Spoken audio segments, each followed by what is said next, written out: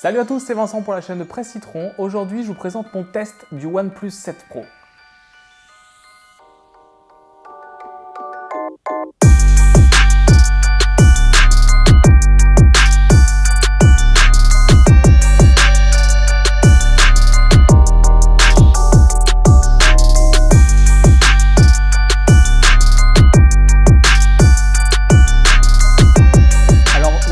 Vient de terminer sa conférence à Londres, donc c'était le lancement de deux smartphones en même temps, le OnePlus 7 et le OnePlus 7 Pro. Le OnePlus 7, c'est une évolution surtout au niveau de la puissance du OnePlus 6T. Il va être lancé au cours du mois de juin, mais le téléphone, moi, qui m'intéresse et que j'utilise depuis une semaine, c'est le OnePlus 7 Pro, donc le téléphone le plus haut de gamme chez OnePlus aujourd'hui. C'est la deuxième fois que la marque présente deux téléphones à la fois, et la dernière fois, c'était avec le OnePlus X, qui était une version plus petite du téléphone qui n'avait pas eu un succès de fou. Mais là, ce OnePlus 7 Pro, je pense qu'il va vraiment faire mal sur le marché. On a trois modèles différents. Donc le premier a 128 Go de stockage et 6 Go de RAM. Il sort à 709 €. Donc c'est un prix qui est inférieur aux gros flagships chez Samsung, Huawei ou Apple par exemple.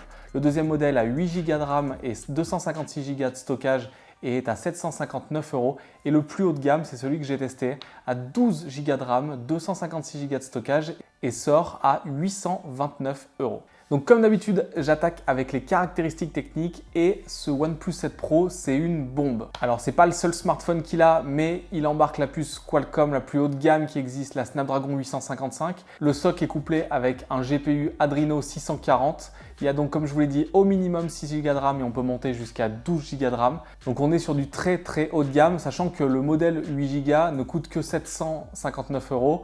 Donc une combinaison 855 plus 8 Go de RAM, votre téléphone va tenir très longtemps. C'est un peu comme tous les smartphones haut de gamme aujourd'hui qui ont cette puce-là. C'est impossible d'avoir un lag sur ce téléphone en 2019. Je pense qu'ils vont tenir très longtemps même avec les mises à jour d'Android. Et vous avez un smartphone qui est surdimensionné. Au niveau de la puissance, OnePlus, de toute façon, ils déçoivent jamais. Ils ont toujours la dernière chip qui est disponible à l'instant T. Pour le 6T, c'était la Snapdragon 845. Donc ça, c'est pas étonnant. Par contre, moi, il y a un truc qui m'a vraiment étonné et c'est la vraie grosse évolution de ce OnePlus 7 Pro, c'est au niveau du design. Le premier point, c'est l'écran.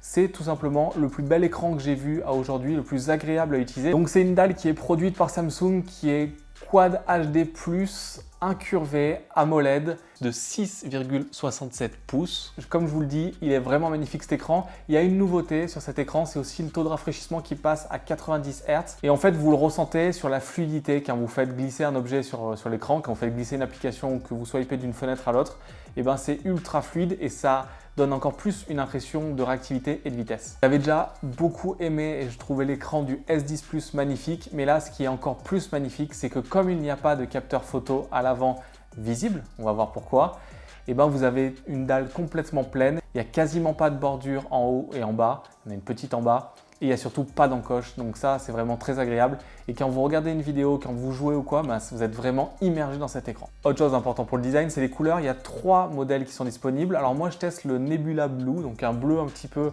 avec des reflets différents. C'est, je trouve, un peu plus soigné que les modèles de Honor et de Huawei qui sont très flashy. Là ça reste sobre même si ça brille. Et il y a un modèle amande, donc c'est un espèce de blanc rose très léger, et un modèle noir brillant qui aussi fait son effet, mais je trouve vraiment que le bleu est le plus joli. Sur le reste des specs et du design, on retrouve un port double SIM, il n'y a toujours pas de slot pour la micro SD, c'est un petit peu dommage même si 128 Go de stockage c'est déjà beaucoup.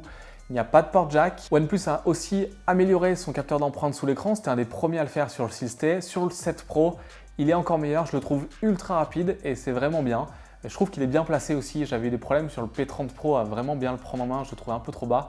Là, j'ai jamais quasiment de blocage et en tout cas, quand il reconnaît mon empreinte, ça va super vite et c'est ce qu'on demande à ce système-là. Truc interne, c'est que c'est le premier smartphone, ça devait être le Galaxy Fold, mais il a été repoussé, à utiliser la technologie UFS 3.0 pour le traitement des fichiers, donc l'écriture et la lecture. C'est censé améliorer la vitesse. Franchement, sur les téléphones, j'ai jamais eu de ralentissement, donc là, je vois pas vraiment de différence avec d'habitude, sachant que le téléphone est ultra puissant, donc je vois pas vraiment de différence, mais normalement, techniquement, ça fait la différence. Je trouve toujours ce petit switch sur le côté que j'aime beaucoup sur les téléphones OnePlus pour passer du mode sonnerie à vibreur à silencieux, donc ça c'est plutôt cool. Les boutons sont de bonne facture et à l'arrière, il y a un triple capteur photo, je vais y revenir plus tard. Il est un peu plus épais, il dépasse un peu plus que sur le OnePlus 6T. c'est vraiment pas gênant au quotidien. La partie audio ici est très bien, donc il y a 2 haut-parleurs stéréo. Il y en a un qui vient se mettre tout en haut, là où il y a le haut-parleur pour téléphoner. Et il y en a un qui est en bas sur la face inférieure. Donc toujours quand vous regardez une vidéo, vous pouvez le bloquer. Comme c'est stéréo, vous entendrez quand même un côté.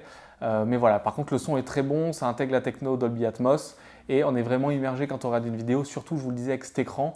Franchement pour le multimédia et les jeux, ce OnePlus 7 Pro est vraiment excellent. Je vais aller très vite cette fois-ci sur OxygenOS. C'est une des surcouches Android que je préfère. Je vous l'avais déjà dit dans mon test du Systé. Si vous voulez en savoir plus sur OxygenOS, sur le fonctionnement, allez voir mon test du Systé. Il y a quand même quelques nouveautés dans cette version et la principale qui est mise en avant par OnePlus au niveau marketing, c'est le mode Zen. En fait, le mode Zen, c'est pour un peu lâcher votre téléphone. Donc, vous aurez une petite pop-up si vous le déclenchez quand vous avez utilisé votre téléphone, par exemple, pendant 2 heures consécutives. Et en fait, le mode Zen, c'est une bonne idée, mais sur l'application, je ne suis pas trop fan. L'idée, c'est pendant 20 minutes de ne rien pouvoir faire avec le téléphone. Les 2 seules actions que vous pouvez faire, c'est prendre des photos. Vous ne pouvez pas accéder à la galerie, mais vous pouvez quand même prendre des photos et appeler des numéros d'urgence. Par contre, vous ne pouvez pas appeler quelqu'un d'autre. Je trouve ça un petit peu dangereux, il n'y a aucun moyen à sortir du mode. Je pense que OnePlus, pour rendre ce mode un peu plus sécure, pourrait tout simplement autoriser les appels et ça enlèverait tous les problèmes. En tout cas, c'est un peu gamifié, ça vous dit bravo, vous avez passé 20 minutes sans regarder votre téléphone et c'est peut-être que certaines personnes en ont besoin. Ça va un peu dans la mouvance du bien-être numérique qu'on a depuis Android 9, avec les temps d'écran, les blocages d'applications au bout d'un certain temps. Et avec le mode Zen, OnePlus essaye d'aller au bout du truc, mais voilà, faites attention, quand vous le déclenchez, vous ne pouvez plus rien faire à part les photos pendant 20 minutes minimum, donc soyez bien vigilants quand vous lancez le mode Zen. L'autre petite nouveauté sur l'amélioration du mode jeu, mais bon, comme le téléphone est très puissant, je vois pas de diff, par contre ça bloque bien les notifications, c'est assez intéressant. L'autre petite nouveauté, c'est déjà présent sur pas mal de smartphones Android, c'est la possibilité d'enregistrer l'écran au niveau vidéo. Donc c'est une capture vidéo tout simplement, c'est une nouveauté qui arrive dans OxygenOS, mais comme je vous l'ai dit, pour tout savoir sur OxygenOS, ça se passe dans le test du OnePlus System. Avant d'aborder la partie autonomie qui est ultra importante pour moi, la grosse nouveauté de ce OnePlus 7 Pro, en plus du design, c'est donc les nouveaux capteurs photo. Donc à l'arrière, on retrouve un nouveau capteur principal de 48 mégapixels, c'est le même qu'il y a sur le Xiaomi Mi 9 par exemple. Il fait d'excellents clichés en bonne condition. Le Systé était bon, mais c'était pas non plus un top smartphone niveau photo. Là, il s'améliore vraiment. Le mode nuit s'améliore. Comme d'habitude, dès que vous zoomez dedans, il y a du grain, mais c'est normal. Mais en tout cas, vous pouvez bien voir ce que vous avez pris en photo, mieux qu'à l'œil nu. Il y a aussi une palette un peu plus grande avec un zoom optique x3. Je trouve le grand angle un peu moins réussi que sur la concurrence parce que sur les côtés, on voit vraiment la distorsion, même s'il y a une correction logicielle. Vous pouvez faire en post-prod avec Lightroom par exemple une correction, mais vous avez une palette assez intéressante et vraiment le capteur principal de 48 mégapixels vous fait des excellents clichés. Je trouve même qu'ils sont un petit peu meilleurs que ceux du Mi 9, donc c'est peut-être une question de traitement logiciel. Malgré tout, le OnePlus 7 Pro, même s'il est très bon en photo, reste en dessous du P30 Pro pour la partie zoom et mode nuit et en dessous du Pixel 3 sur la partie photo globale où vraiment le Pixel 3 n'arrive pas à être égalé et quand on voit qu'un capteur de 12 mégapixels peut faire d'aussi belles photos, on se dit que les marques devraient vraiment maintenant travailler sur le soft, le traitement des images parce que Google a vraiment fait un truc chouette. Mais voilà, sur la partie photo, ils ont vraiment rattrapé un peu leur retard. Mais la vraie nouveauté, c'est donc ce petit capteur selfie à l'avant, donc qui est caché à l'intérieur et qui sort grâce à un mécanisme. C'est censé s'ouvrir 300 000 fois, donc faire 300 000 cycles. Donc en gros, le calcul, c'est plusieurs années si vous faites 150 selfies par jour. Moi, j'en fais très peu, j'utilise un petit peu pour Snapchat, c'est tout. En tout cas, les clichés qu'il prend sont excellents, que ce soit en mode portrait ou en mode classique. Et ce OnePlus 7 Pro, c'est le téléphone que j'ai montré autour de moi depuis le Mi Mix 3 qui a le plus d'effets waouh parce que les gens, je leur dis regardez cet écran, il est magnifique, il n'y a pas de capteur photo et boum, on fait sortir l'appareil, on s'en sert. Et c'est une très belle solution je trouve et surtout on profite de cet écran, ça fait 15 fois que je le dis mais c'est vrai quoi. On en vient au dernier point technique qui m'intéresse, vous savez toujours ces caractéristiques techniques, design, photo, autonomie. Avec ses 4000 mAh, il tient largement la journée. Je retrouve la confiance que j'ai dans le P30 Pro, dans le Mate 20 Pro ou dans le Honor View 20, c'est-à-dire que quoi qu'il se passe, même si j'ai une utilisation ultra intensive, il tiendra la route. Et en plus de ça, OnePlus fournit son chargeur rapide dans la boîte.